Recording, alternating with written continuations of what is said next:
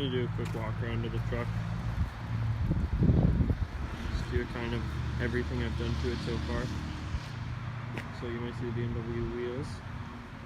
So we'll start with the back, I guess. So originally it's a Nissan Hardbody in 1995, and now it had a solid axle in the rear, and now it has independent suspension from a 1997 BMW E36, so a 328i. It has the what diff is that? 318 diff, so it's 410 gears and 328 axles. Just welded mounts into the frame with the trailing arms. Just the stock BMW brakes, 328 brakes.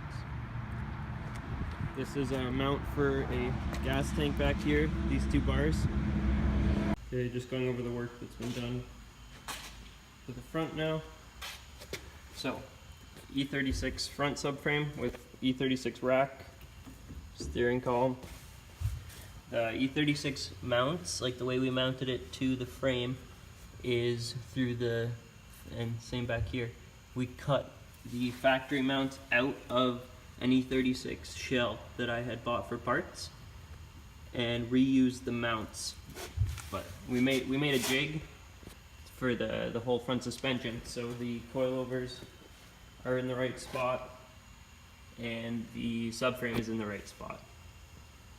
So it's basically an E36 front end, just made out of tube and fit into a pickup truck. And then engine mounts are homemade. I just bent these up and welded them, drilled holes. These are E36 engine mounts. Same with the bottom. I just decided to use stock parts. And then that's one of the engine mounts. And that's one of the engine mounts. This is the engine that goes in there. It's a VR6 with ARP head studs and a Mark IV head gasket. Just stock OBD2 with a coil pack, mated to a 350Z trans out of an 03